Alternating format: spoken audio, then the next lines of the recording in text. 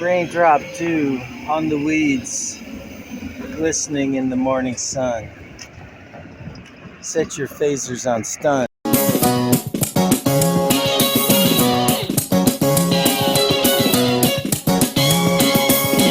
This is indeed a disturbing universe.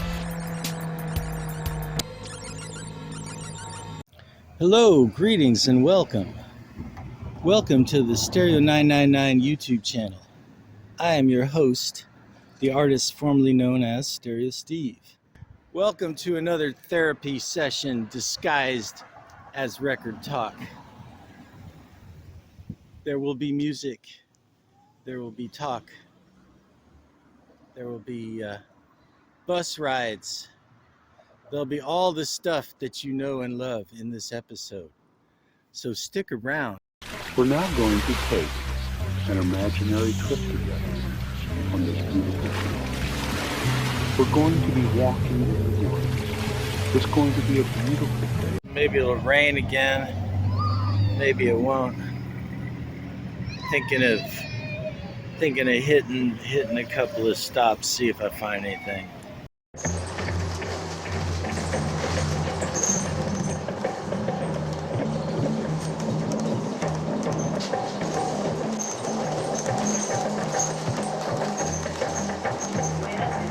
So I did end up with a bunch of stuff. The question is, do I talk about it now or do I talk about it later?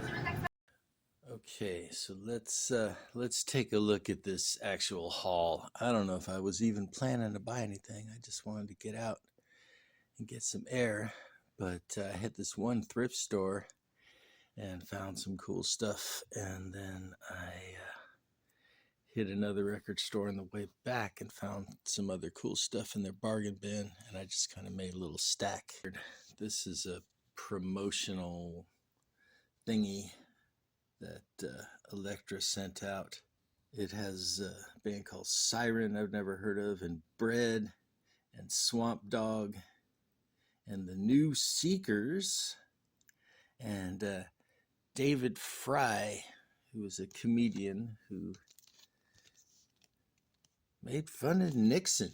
So that kind of puts this in its date perspective, that this has got to be like 73, 74, something like that. So it was $1 and it had 2 Swamp Dog songs.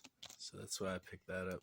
This one I kind of gambled on. This is The Impossible Dream by Strings Unlimited, which is on this weird label Oscar Records, and I got something else on Oscar in the past that kind of surprised me. I'm like, okay, this is like Crown, one of those labels that's not what they seem.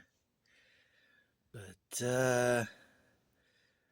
it's pretty much Strings, except for the last couple of tracks on each side were like organ songs. This was one of those, we're not in the music business, we're in the plastic business kind of label. This lady looks like she's been through some impossible dreams in her time. This is one, this is from the thrift store, and this is one I just used to always see, 80s power pop kind of sub-level band, The Producers. And it's pretty pop, it's pretty commercial. I looked it up on Rate Your Music and it had a lot of good reviews. A lot of good reviews written by people who like actually saw them play live in like 1981 or whatever. But this seems like a pretty pleasant, innocuous record. I just gave it a quick little superficial drop the needle down. So I don't know. I don't know if that's going to warrant an in-depth review in the future or not. There were a couple of soundtrack albums at the thrift store that I couldn't buy all of them, but I got a couple. I got Weird Science soundtrack. It's got Killing Joke, Lords of the New Church, Kim Wilde, Wall of Voodoo, Oingo Boingo. Yeah, these days of AI love bots, coming up around the bend. Maybe it's time to give weird science a reevaluation. And this is potatoes. This was cheap. It had a little bit of a warp in it, but it played totally fine. Potatoes is a compilation of folk songs from Ralph Records, 1987. And look at the esteemed cast of players on this. Ronaldo and the Loaf, Snakefinger, The Residents, Mark Mothersbaugh, Voice Farm, Negative Land, who we talked about last week, and they spell it wrong with the E, Rhythm and Noise, Clubfoot Orchestra. So this is one I gotta like really sit and listen to this to really get the vibes of this. I used to like as a teenager really dig into the Ralph Records, The Residents, Tuxedo Moon. Fred Frith's Speechless is still one of my favorite albums. So yeah, Rick James, bitch. You know, I don't think I've ever seen this particular Rick James record before. Throwing Down. What year is this from? Produced, written, and arranged by Rick James. It's on Gordy. He's got kind of a Thor thing going on here. But I think it's 1982. Okay. That was a good year for music. Yeah. Always good to have some more Rick James in your collection. Here's the other soundtrack. Animal House. And besides the 60s tunes, there's some tracks with John Belushi on vocals, like singing Louie Louie. And what else? John Belushi singing Money. And yeah, well, this, if you were like 14, 13, 12 around this time, this was the R-rated movie to sneak your ass into.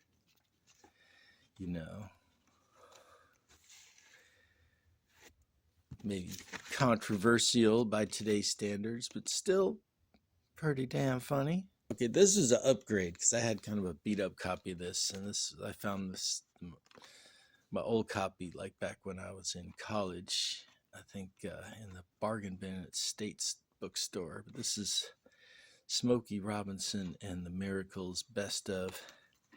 And this is like on some weird bargain label, Imperial House. So I don't know how legit this is, but this is a very solid collection. Tracks of My Tears, If You Can Want, Tears of a Clown, Special Occasion, Mickey's Monkey, Shop Around. You know who liked Smokey Robinson and the Miracles? The Beatles. If you watch the Get Back documentary, you see records kind of on the floor and all over when they're practicing, and a lot of them are by Smokey. Graham Central Station first album.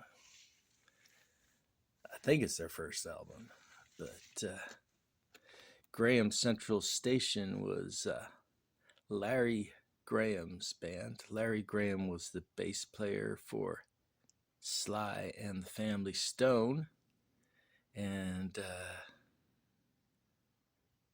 considered the inventor of slap bass playing by some. But yeah, this is from 74, and this just seemed like just a good, solid, soulful funk record. Like, no reason you would not like this record if you were a fan of Sly and the Family Stone. Okay, this one was kind of a surprise. This was from the thrift store. Concerto by Jim Hall, and a 70s jazz record on the CTI label. And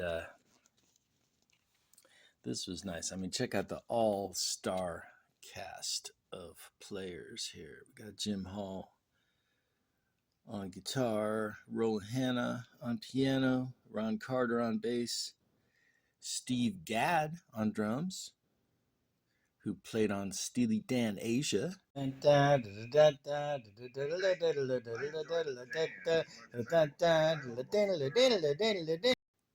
Chet Baker on trumpet, and Paul Desmond from the Dave Brubeck group on sax, on alto. And the whole first side of it is Concerto de Aranjuez. I don't know if I pronounced that right. But long story short, if you've ever wondered what Sketches of Spain would sound like played by Chet Baker, Jim Hall Concerto will answer that question for you. Procol Harum, Salty Dog. I don't know, does this count as yacht rock? It's more like ghost ship rock. Yeah. You know, it's funny because I had a bunch of Procol Harum and I just never got around to getting this one. You know, every time I saw a copy of this record in the bin, it was always just totally wrecked. But this, you know, it's a later pressing with this label, but this is a nice clean copy for like $3, I think. Could not turn it down. Okay, so another, maybe I'll do a what I got from Procol Harum in the future. If you're interested, let me know in the comments. All right, so I got Crosby, Stills, Nash, and Young. Crosby, Stills, and Nash, David Crosby. And this was cheap, so I thought I'd grab this. This is Crosby and Nash. I think this is the second one that was just the two of them. I mean, this was during the time when they were bickering in the 70s, and you never know. Maybe it was going to be a Crosby, Stills, Nash and Young record. In 75, I think probably Neil was working on his own album, and so was Stills. This has got some nice songs. This is kind of a good transitional record between the late 70s smooth Crosby, Stills, and Nash and the hippie stuff. Lovely harmonies on the song Carry Me. And I did find something a little more obscure. This was also from the bargain bin. This band is called Little John. Little John. They were a horn rock band from Oakland in the 60s, kind of contemporaries of It's a Beautiful Day. In fact, It's a Beautiful Day did a version of a song from their other record. Some people don't like horn rock as much as the more guitar-driven stuff from this area. What pushed me over the cliff to actually buy this is 12-minute long jam on the second side, and just this yellow epic label always makes for a good record. So yeah, Little John, another lesser known Bay Area band from the 60s. Worth checking out if you like Blood, Sweat, and Tears or It's a Beautiful Day. This is a Donovan record I've never seen before. Hear Me Now on the Janus label. And I looked it up on Rate Your Music. Somebody gave it a bad review, but I dug this. This is actually kind of a random collection of early Donovan, like the records that came out on the Hickory label. And he does a version of Oh Deed I Do, which was written by Bert Jansch. And I knew that song from the first Elise Weinberg record, and the way she sang it was kind of slow and depressing, but he does it more upbeat on this record. And last and least, because it was only $1, Jay Giles Band, Freeze Frame. I may as well have their 80s sellout album, since I don't have a huge collection of their stuff, you know. But yeah, along with the Weird Science and Animal House, to get my 80s on. Rick James, you know. Freeze Frame. Okay, well, my stomach is rumbling. I gotta go take a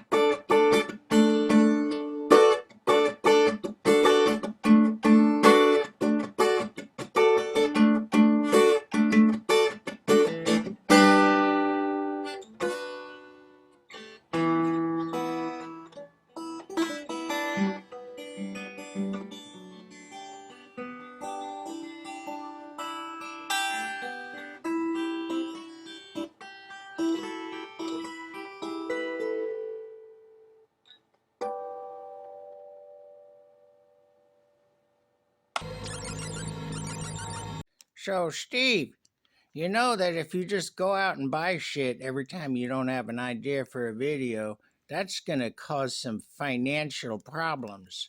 So, what about...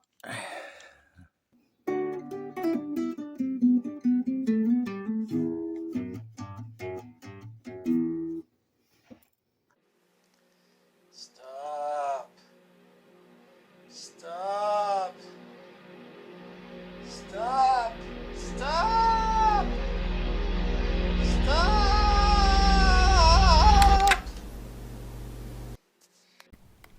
You know, I probably shouldn't have to tell you this, but like this video and subscribe if you haven't subscribed already.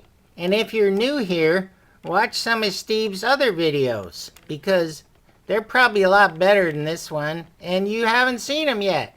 And yeah, leave a comment. Any kind of comment. Well, be nice, be cool, don't be a jerk. But comments will give Steve some dopamine, and he'll get over his imposter syndrome and keep making these videos. So yeah,